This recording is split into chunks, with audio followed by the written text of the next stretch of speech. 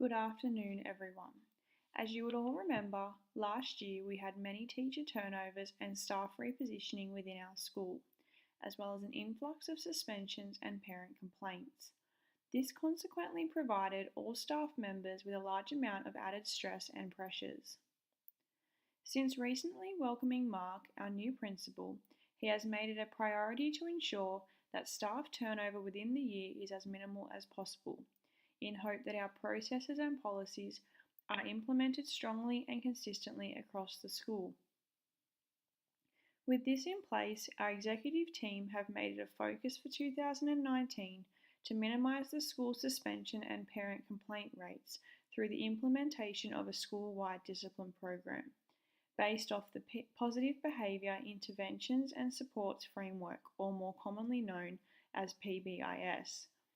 The aim of such a program is to provide us teachers with a whole school framework to support students with emotional disturbances and problematic behaviour. To avoid overwhelming and or boring you to death on this Tuesday afternoon, I have decided to first provide a basic introduction to what Pbis is and briefly inform you of how it could benefit our school environment. Before we go any further, I would just like to draw your attention to the Pbis website, which is where all of my information this afternoon has come from.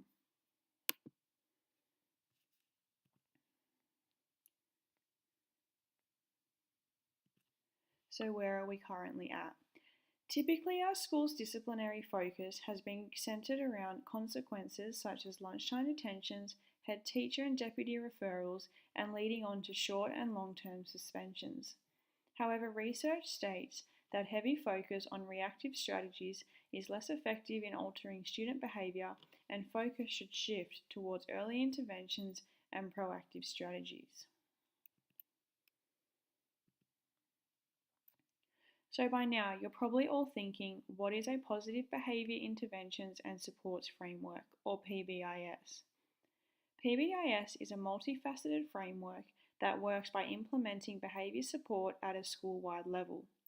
The focus of Pbis is to improve the social, emotional and academic outcomes for all students, including students with disabilities and students from underrepresented groups. By implementing proactive strategies for defining, teaching and supporting appropriate student behaviours to create a positive school environment. The framework utilises a three-tiered approach to developing support systems and implementing clear consequences for undesirable behaviour, implementing evidence-based strategies at each level.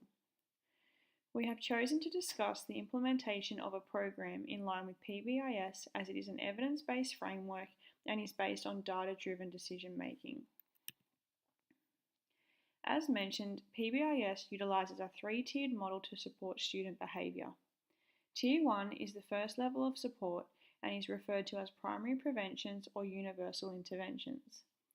This level of support focuses on school and classroom-wide systems for all students, staff and settings, and should act as a preventative, proactive system to avoid problematic behaviour from occurring. For example, the current primary prevention strategies that we have in place at our school are our use of specific classroom rules and consequences for problematic behaviour, and the reiteration of our school rules and values in different settings. This tier level of support will be enough for around 80% of students to be able to understand and function in a desirable fashion, as well as it will provide the influx of new students that we see here due to the changes in job demands in the community. There are still roughly another 20% of students, however, who will need further supports and interventions put in place on top of these primary preventions, and this is where Level 2 comes in. The second tier level is referred to as secondary prevention or targeted group intervention. This level of intervention looks at a targeted group of students who need the extra supports in place on top of the primary prevention strategies. This targeted group is usually only roughly 10 to 15% of students who are not responding to the Tier 1 preventions and interventions. As it is a much smaller group of students in this tier level, preventions and intervention strategies are generally more intensive to support these students. Specific strategies usually categorised into this level of intervention are social skills club, check-in, check-out, and the behaviour education model.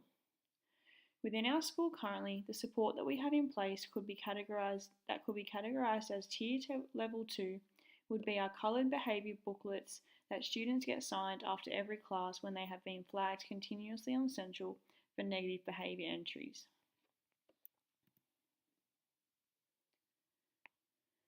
The final tier level is Tier 3, which is known as tertiary prevention or intensive individual interventions.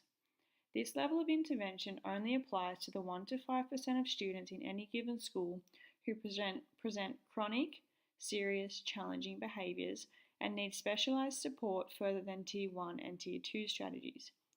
These students are often identified as being high risk across multiple settings.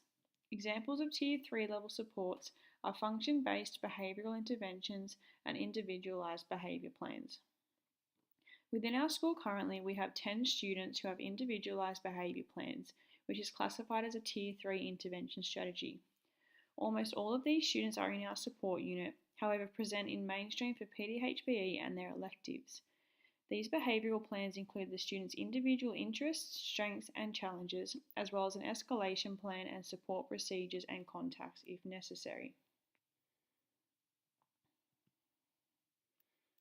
When discussing a behaviour and interventions framework to support our school, we considered our staff and experience dynamics and looked at the strength and areas that may cause concern when implementing. Currently, we do not have a team's rotation within our meeting schedule.